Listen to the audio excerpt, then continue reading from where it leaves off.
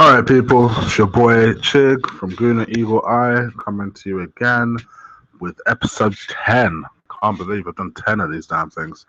But thank you for everyone that's helped me, from your Robbie Richmonds to your Stells to Jay from last week's episode that seems to still be getting love. I don't understand how you guys are enjoying his babbling. But if you haven't checked that out already and you're wondering what I'm talking about, please do go back into my archives and check out the Southampton review, match review.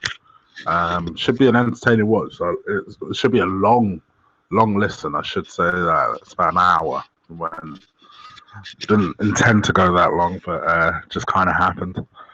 So for today's episode, really what I want to talk to you about is a lot about essentially what happened yesterday during the match. So I didn't do a match review. I know a lot of people were expecting one. I didn't really know what to say. I still don't really know what to say. So I watched the match. I didn't watch it live. I wasn't in Paris, but I was here at home watching the match. And it was, I must admit, it was I have mixed emotions on it because on the one hand, we didn't lose the game. And I did say at the very start that, I'd be, and I made that very, very clear. I was confident, but I wasn't overly confident. So, I saw lots of people. I watched Arsenal Fan TV. I watched the Gooner talk, and lots of people saying, that they fancied, that they were confident, and they thought we were going to win 2-1. Historically, whenever a fan base, especially our fan base, is unanimously confident, it's never a smooth ride. Never, ever, ever a smooth ride. There's one team we should know better, it's Arsenal.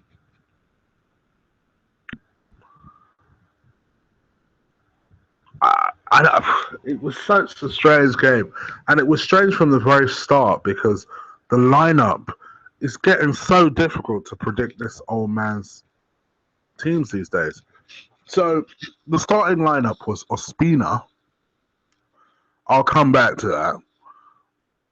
Bellerin, Mustafi, Koscielny, Monreal, Coquelin, Corzola, Ozil. Yeah, there's a very key person missing out of that three. I'll come back to that.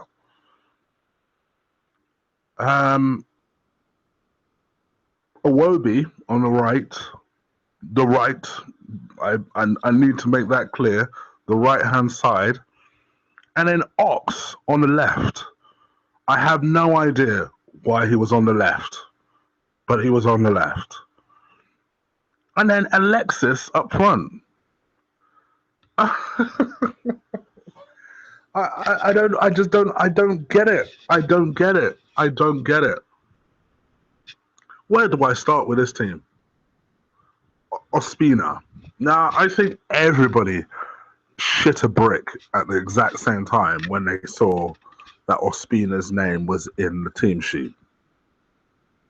Not that he's not a goalkeeper, but let's just be real here. We all had that same concern last year, and last year we paid for it. We paid for it by two horrible clangers that he made against Olympiacos. And it was just part of the reason we got off to such a horrendous start last year in the Champions League group stages. I will say this, however, to be fair to Wenger, yesterday, Ospina had his best game for Arsenal. He was unbelievable. Now, some people might say, oh, but he did let in that first goal. Let's be real here. The whole team switched off for that first goal. Whenever a goal goes in after a minute, you know it's not just the goalkeeper. The whole team are at fault. So I won't lay too much of the blame to him there. It was a glancing header. I don't know if there was even really that much he could have done about it. Um, However, I felt like I don't know. I just felt I felt like the rest of the game he grew into it and grew into it and grew into it and made, I shit you not, at least 6 saves from a one-on-one situation. He was unbelievable. Um, because our defense was Mustafi. Let's call a spade a spade. He was shocking yesterday. Absolutely shocking. I've never seen a striker lose a defender so many times, constantly, over and over and over again. And I do blame Koscielny as well, but clearly Mustafi was supposed to be the one picking this guy up. And for whatever, because they played a straight back 4-3-3. And it was very evident that Cavani, who was the goal scorer, by the way, was the one that kept losing his marker in Mustafi constantly, all the time, every time. Every time there was a ball being played, Mustafi was nowhere to be seen. I don't know what happened. And fair play to Ospina every time. I don't know. I'm not even gonna lie. If I was a PSG fan, I'd be so vexed at Cavani. I don't know how Cavani missed so many one-on-one opportunities. To me, it was madness that he missed so many one-on-one situations. He missed. I honestly, I two in the first half. One-on-one situations where they were so.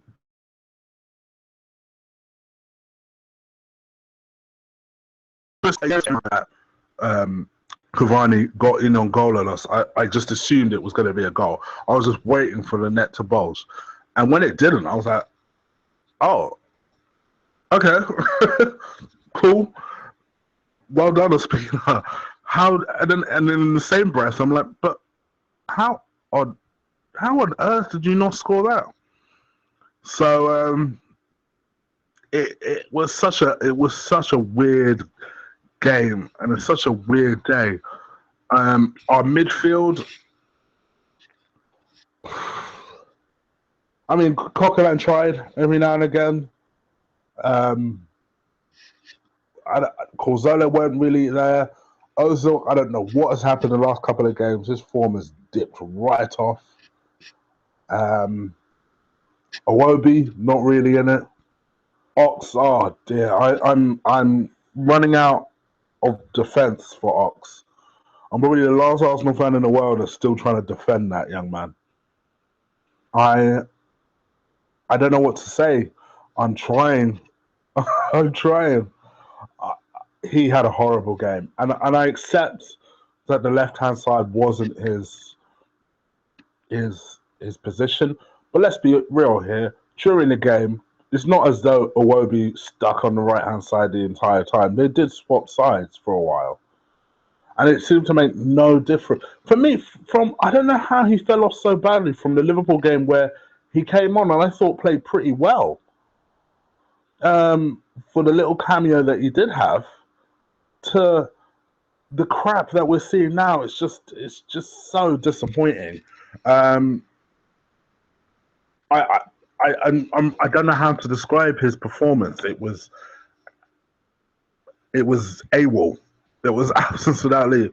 Every time he started dribbling the ball, you just knew he was going to make the wrong decision.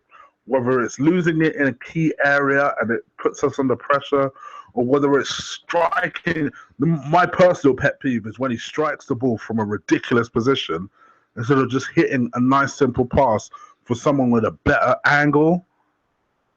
Um, that's my personal pet peeve with him. I'm not really sure what you do with Ox at the moment because it seems like Wenger, by hook or by crook, is playing this kid, and I have no idea. It's not even like he's showing him signs of an encouraging performance, and not just in playing him, but starting him on the left hand side. The man can barely play in his supposed favoured position on the right-hand side. What makes you think that he would be any better on the left-hand side? Then the person who's supposed to play on the left-hand side inexplicably is the one who starts up front. And lo and behold, every time Alexis was a striker up front, he didn't do, let's be honest, F all. He literally did nada up front. He tried, because what Alexis' game is based on is being on the ball.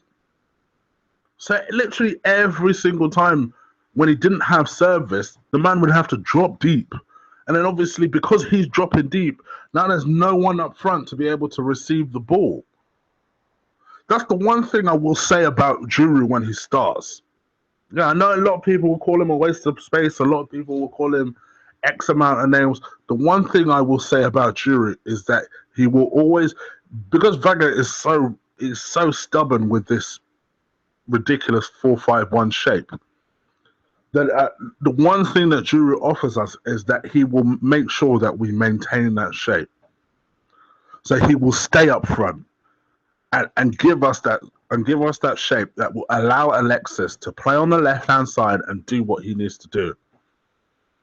Let's be honest, they finished 1-1 and Alexis scored only when Alexis was on the left-hand side.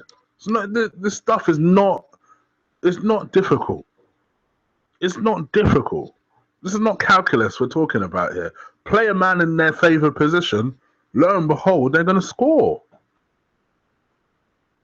And then the thing that I think is really unanimously pissing off Arsenal fans is, so let me get this straight.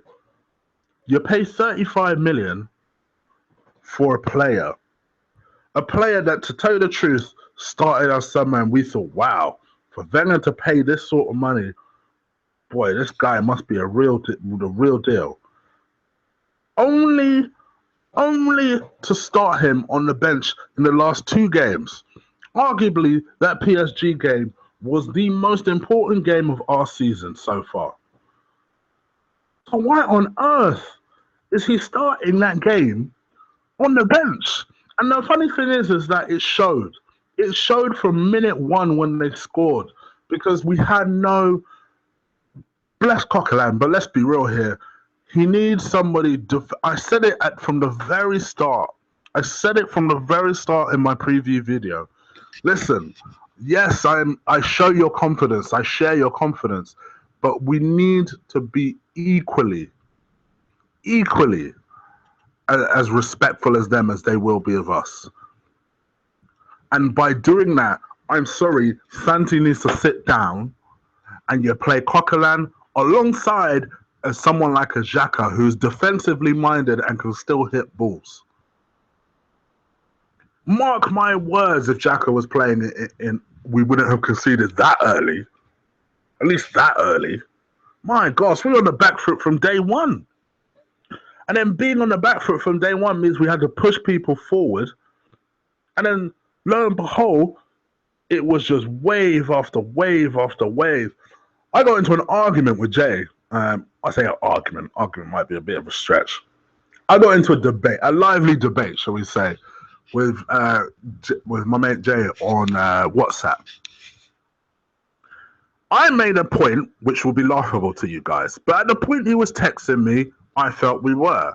There was a spell in the first half where we were at least dominating the ball and at least attempting to make chances of maybe about a 10 to 15 minute spell.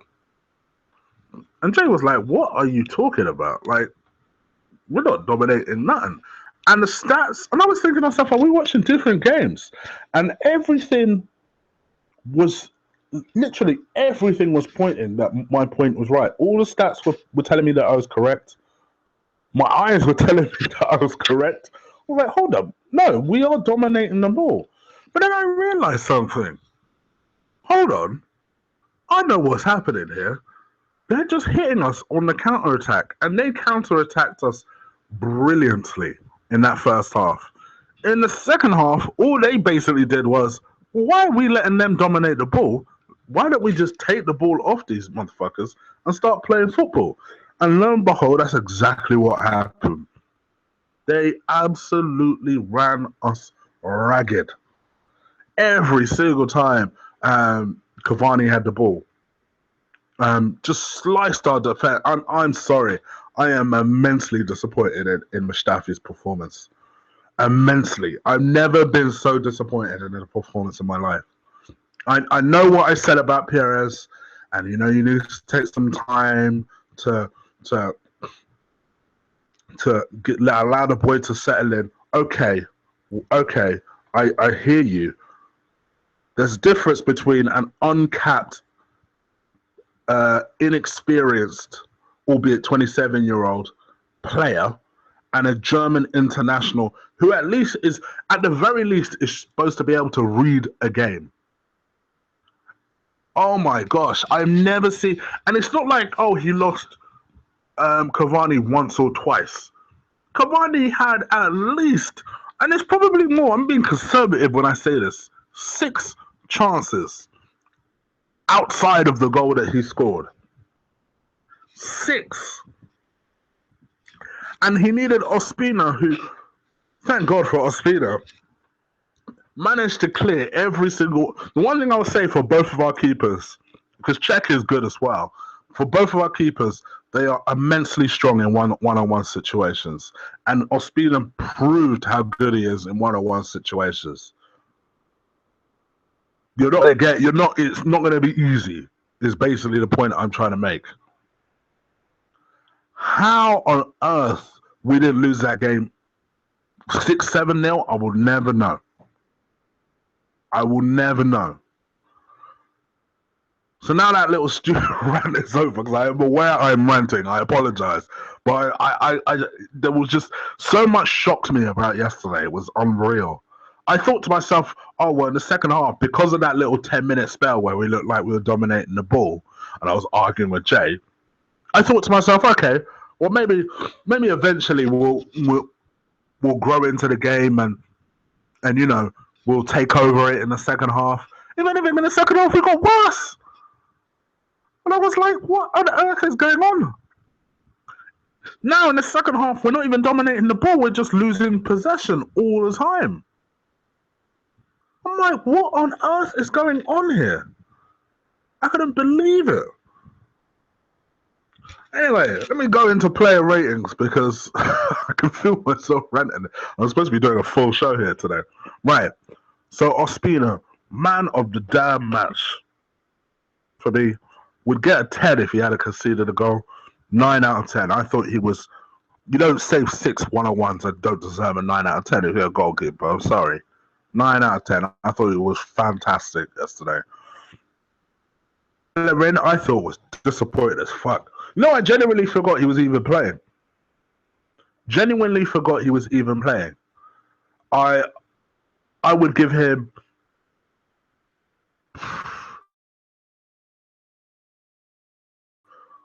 Give him a 5 out of 10. 5 out of 10. Let's just go for it. Mustafi. Oh my goodness gracious. 3 out of 10. And for me, I'm being generous. 3 out of 10. I thought he was horrendous. Horrendous. I genuinely don't know what to say. I thought it was really, really bad. Really bad. Koscielny, maybe marginally better. 4.5. 4 out of 10. For all the stick I give to Mustafi, he should have been covering Mustafi. Either you're fit to play or you're fit to play. He's been on fantastic form lately, but he's not above criticism. I'm sorry. 4 out of 10. Monreal, worst game I've seen him in a while. I must admit, my man kept losing their right back, kept losing. I don't even know who was playing on the right-hand side. Verratti, I think his name was. Just kept losing these people. And I'm like, oh my gosh, do something. Do something. Slowly improved, but not by much. I'm sorry. 4 out of 10. I thought our defense had a shocker. a shocker yesterday. I really did. On the right-hand side, Iwobi. Listen, Iwobi's my boy, but he's not above criticism. You know, he's my Nigerian brother, but he's not above criticism. Let's be honest here. 5 out of 10. And I think I'm being generous. And I'm only giving him a 5 because of his role in the goal. 5 out of 10. Coquelin, I thought Coquelin tried. I thought he really did try. Picked up his usual customary yellow card. That man can't seem to play a game without getting a yellow card. I don't know what's wrong with him. But, again, I can't really give him any higher than maybe a 6 out of 10. Feels a bit high. 5.5 out of 10. Honestly, I thought most of our team had an absolute shocker. Santi didn't really see that much of him. 5 out of 10. Let's be honest here. 5 out of 10. I'm struggling above 5 out of 10 here. I'm struggling. Then you got to Ox. What do I say? It's got to be between him and Mustafi for donkey of the day of our team. I tell you, I give the donkey to Ox. I'm sorry. At least Mustafi is new to the team. Ox, you need to step it up, man. Step it up. I'm trying here, but I'm trying to defend you because I do believe, unlike Theo, I do believe somewhere deep down you have it, but my gosh, you're not showing it. 3 out of 10. I've got to give him the same as Mustafi. 3 out of 10. Ozil, let's be honest, I barely saw him yesterday. 4 out of 10. Alexis scored. At least was trying to do his role up front. I didn't really blame him. He's trying to do the role, but he's not a striker. Alexis is not a striker. Some people believe that, maybe he might be able to play as part of a 4-4. I'm not even convinced by that. He's not a striker. It is no coincidence that you put the man on the left and all of a sudden he scored. I give him a 6.5 because, let's be honest, he did have a poor game for most of the game and then scored a crucial goal and took it well, but we have to be real here. And then the subs.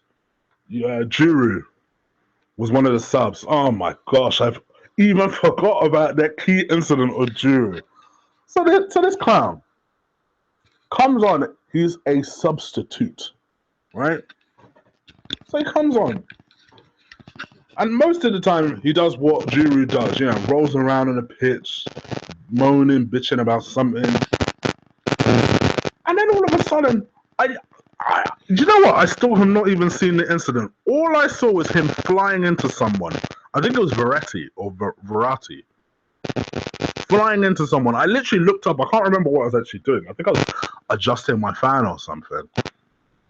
I looked up, and this guy got himself sent off. Sent off. I'm not even bothered looking at the footage to find out exactly what happened. I literally, I just laughed. I just thought to myself, this clown, what a clown. And I know people were bitching and moaning about the fact that he got sent off. I will say, up until he got sent off, we looked better because between him, the other two substitutes that came on was El Nene and Xhaka. We looked much more sturdier in the middle up until the lead up of the goal. It was probably the only time in the second half where for a while we looked at least competitive enough that perhaps, just maybe, we weren't going to concede a goal. Shock horror, you bring on defensive players, they give you a bit more sturdiness in the middle. Isn't that the whole point of buying these type of players? Oh my gosh, moaning and bitching again. I'd probably give Juru got sent off, so automatically has to get a 3. No, tell a lie. He got sent off and he's a substitute. I'll give him a 0. Man is a sub and he got sent off.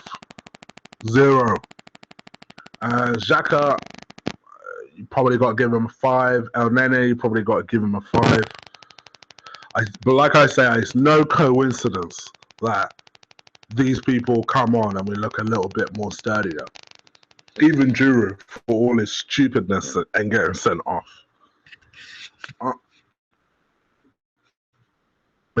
Daylight. I mean, I thought Southampton was bad because Southampton, we certainly didn't deserve 3 points. Not only did we deserve to lose yesterday's game, we deserved to have got our asses handed to us. And by some miracle, the spelling of our name, I think we're still top of our group because everyone in our group drew. And I think everyone in our group, it was 1-1. So I was predicted, but I definitely didn't predict that. I predicted 1-1, but I didn't predict that. We drew the game 1-1. I just didn't feel we would beat them, and lo and behold, we haven't. We desperately need to fix this playing badly, and somehow getting result stuff. Yes, I did say I would take 34 odd games of that, and that's still the case. But at the same time, let's get a real performance out of the boys, because sometimes we are criticised as a fan group of not getting behind our team. And us home fans are very, very bad at supporting the team. I will happily accept that. But us away fans, and I say us because I've been to a few away games too, are magnificent and probably don't get enough praise in the away end when we do sing our hearts out. So at the same time, the team needs to be able to inspire the fan group. That for me was a horrendous performance against Paris Saint-Germain.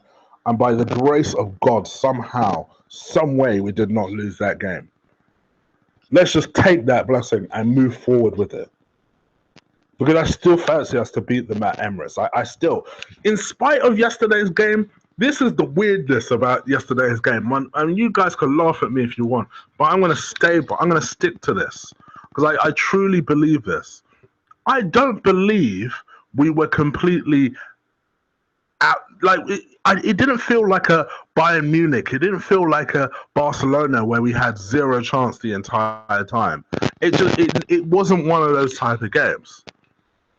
Game whereby we played badly and they played well. But if we played well, I think we would have beaten them. Like, it didn't feel like a Barcelona, say, versus Celtic, where just Barcelona completely outclassed Celtic. It just felt like Arsenal didn't perform. And a lot of that was due to team selection. All right, Vena, fantastic. One of the people that you picked out of nowhere in Ospina performed. Good. He's a good goalkeeper. Quite frankly, I expect him to perform. But don't take chances with the rest of your team. I don't. It's inexplicable to me how you don't play. It's not like Xhaka played on Saturday and then you thought, oh, I'll take him out for Wednesday. That's one thing. But he didn't play on Saturday. So what was the excuse for not playing yesterday? Those type of things, people don't understand them because the people are like, well, what are you doing? Or why you would leave Alexis up front? Put Giroud, even if you think Perez is not ready physically to play up front by himself, fine. To be honest, I kind of agree. But then you put Giroud up front. Supposedly he's your number one striker. You know, for all my frustrations with Giroud, surely he's a better option than Alexis up front. And I'm sorry. You know, I've tried to defend Ox and people at work ask me, why on earth do you keep defending this guy? And I just truly believe somewhere deep down he has it, But my gosh, he hasn't showed it for a long time. The Ox experiment on the left, please, it's done. It's done. The man is not a left winger. He's barely a right winger. And quite frankly, I don't know what to do with Ox right now. But until you know what to do with Ox, it's a very simple formula. It goes something like this: Alexis on the left, Iwobi on the right. Case done. Shut. Finished. For those of you thinking, well, where was Walcott that day? He had a knee injury. Who knows how long he's out for, but he's got a knee injury. So, yeah, a frustrating game. So, Wusa, on with the show. So, it's kind of been a kind of, well, there's not really much Arsenal related that's happened this week outside of that game. You've heard some controversy recently with Alexis picking his all-time favourite 11 people that he's played with, and there's been no Arsenal players on that list. I don't know if people are actually bothered by things like that. And just various things like that. Wenger trying to justify his team selection yesterday. I still don't believe anyone. I don't believe anyone is sitting there thinking to themselves, "Oh, Wenger's a genius," because no, he's lucky. Genius is not what we would describe him as. So in terms of this episode, to be honest, sorry, I had to take some water. To be honest, there isn't really much to say outside of those games, other than we now go on to Hull away. And prior to this season starting, I'd have been very confident going into that Hull game. Because part of me would have just thought, you know what, they're going down. They barely could field enough players to make the pitch. Blow these motherfuckers over quickly. What Hull have shown in the last 4 games, to be perfectly honest, is more fight than we've shown in the last 4 games. Extremely well, all things being considered. I mean, let me put it in perspective for you. We played 4, and we're on 7 points.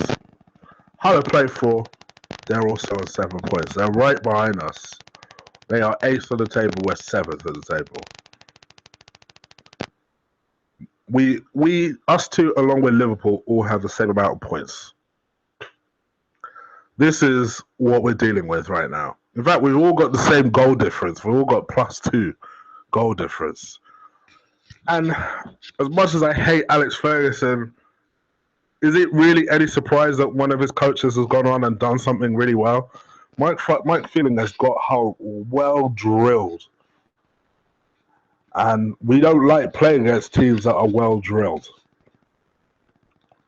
I sincerely hope that Wenger gets his stuff to get in order, because a lot of the rumors at the moment, particularly on Twitter, is that Wenger is set to sign his extension.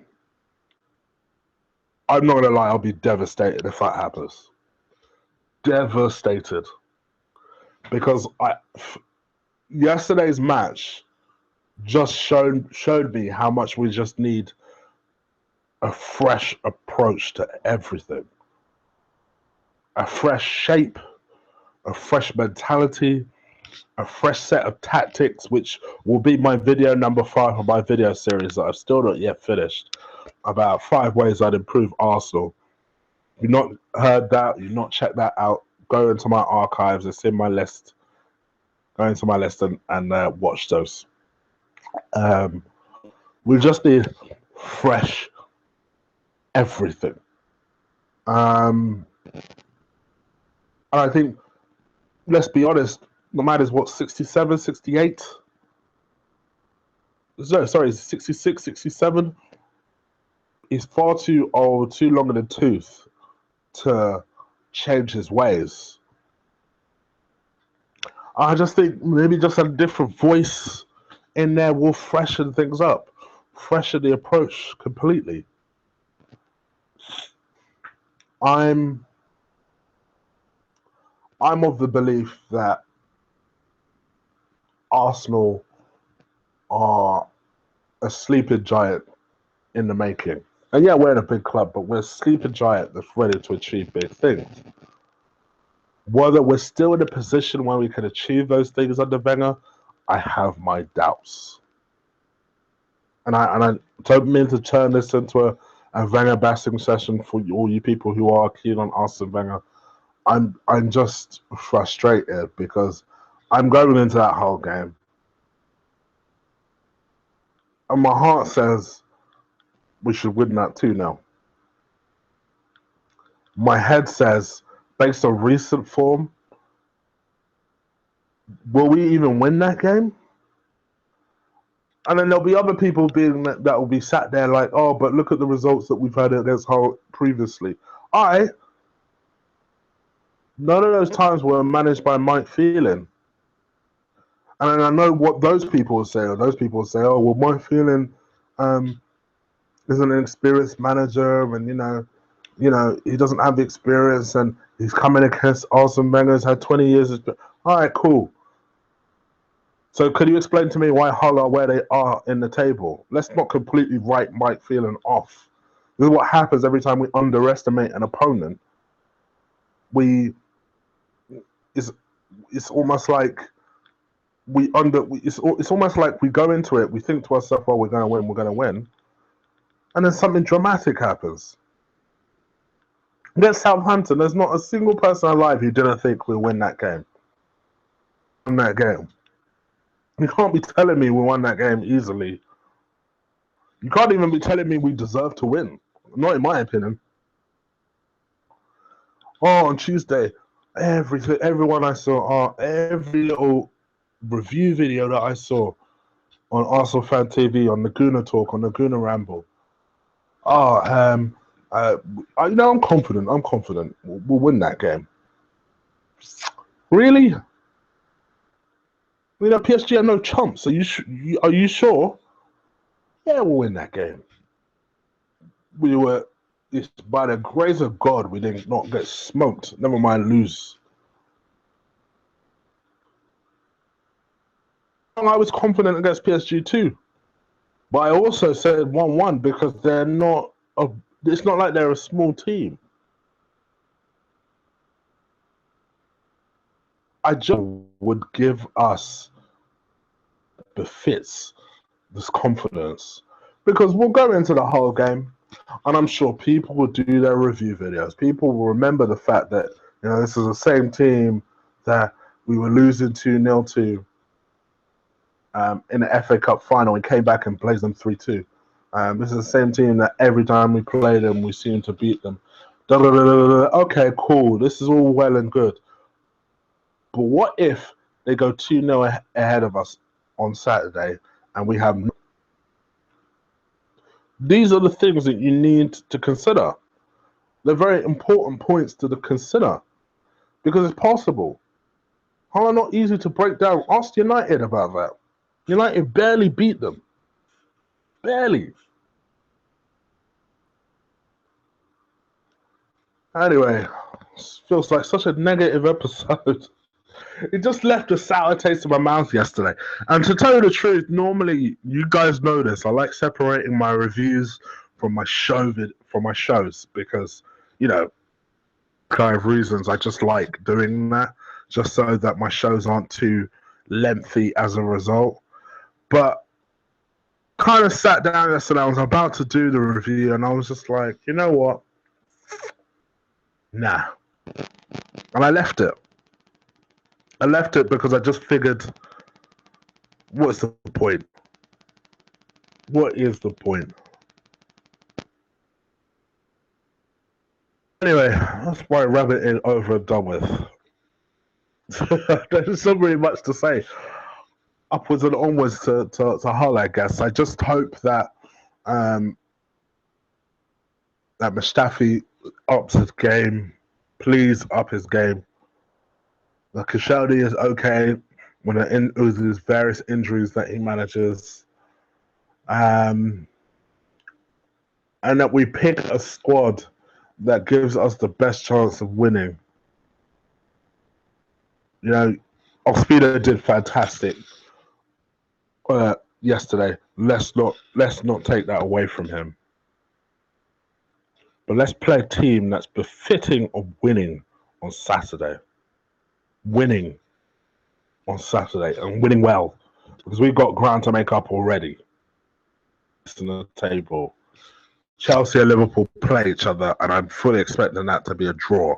So, in the meantime, let's mosey on past Liverpool in the league table and start to do something. Back-to-back wins together before we come across one of our difficult games, of which there are several in October. Anyway, guys, that's my rabbit over and done with. Just to let you know, in terms of future plans for the show, still chatting to Mems with regards to when he could appear on the show. I'm very conscious of the fact that I know he has commitments to Arsenal Fan TV and Arsenal Extra, which if you're listening to this channel, you've not listened to Arsenal Extra, what are you doing? I must admit, I do. It's one of the Arsenal Fan TVs. So Arsenal Fan TV, they have various different stuff that they try on the channel. I must admit, Mems's channel, and I'm not just saying this, is Mems's little segment on there every time Arsenal play a match. It's easily my favourite, just because it's very interactive. So he tries to involve people, almost the way I host the show when I have people on. So rather than him talks a lot, he makes sure that other people get their point of view over. Just the same type of people that he brings on. He literally tries to bring on every single different type of person on the show. So it's a really good listen. I still haven't listened to the Paris Saint-Germain the PSG. Let me try to be posh about it. The PSG show. So if you've not checked out Mem's Arsenal Fan Extra show, do go check it out on Arsenal Fan TV. It's a good show. Probably going to listen to that PSG one myself. Probably. It sounds so dodgy, but in bed. No, I'm not dreaming about you, Mems. Don't worry. So yeah, but at some point, I am planning to have him on.